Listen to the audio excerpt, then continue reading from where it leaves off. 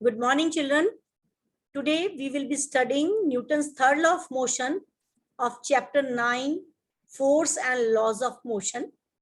So Newton's third law of motion says that every action there is an equal and opposite reaction and they act on two different bodies.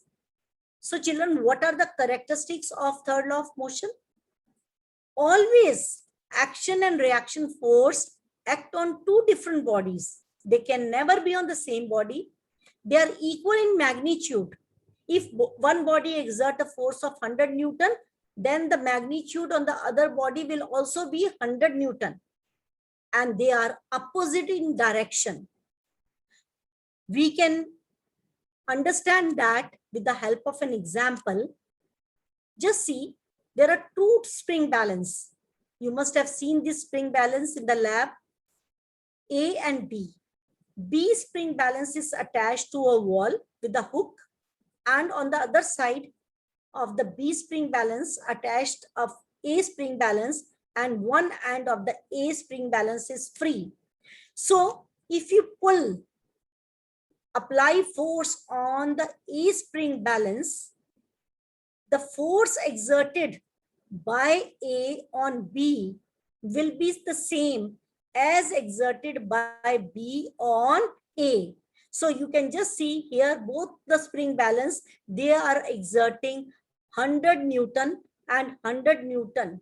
So the magnitude is same, but they are in opposite direction. You can just see the direction, this side on the right hand side and this is on the left hand side. So the direction is different, magnitude is same, and the force is exerting on two different bodies. So I hope the definition that I have told you is clear with the help of this example. Right now I will be showing you another example also where you can understand it better. That is the example of a gun. If a bullet comes out of this gun, the bullet moves in the forward direction. That is the action. But what is the reaction? This bullet exerting a force on the gun and there will be a recoiling effect. One gets a shock on the shoulder if it is there on the shoulder. So the action is that the bullet goes forward and the gun recoils backward. So two different bodies, action and reaction force. This also you must have experienced whenever you come out of the boat. The boat is exerting, you are moving in the forward direction. That is the force exerted by the boat. And you are exerting a force on the boat. That is the action. The boat is moving in one direction and you are moving in the forward direction. So this is an example of action and reaction force. Next, you can see this diagram.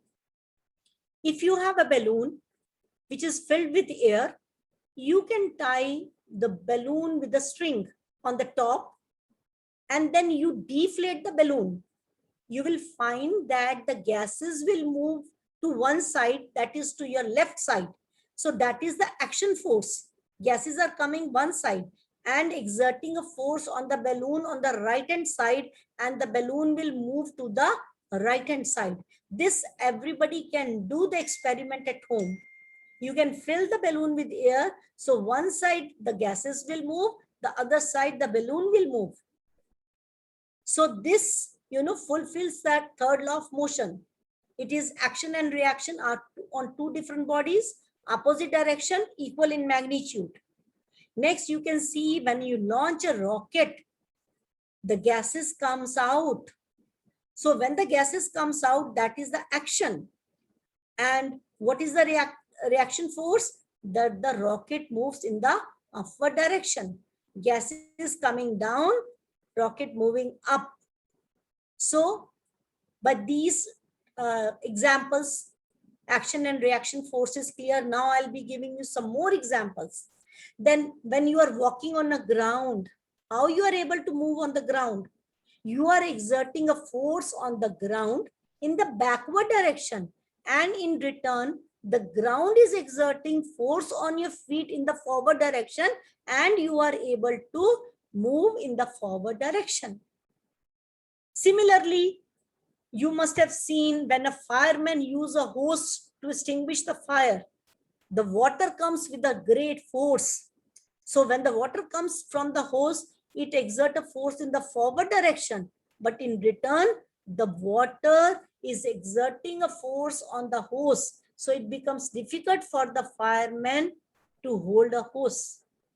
So these are the action and reaction force on hose and water. I hope now the third law of motion and the examples are clear to you. Now we will be discussing more examples which we are experiencing in our day-to-day life.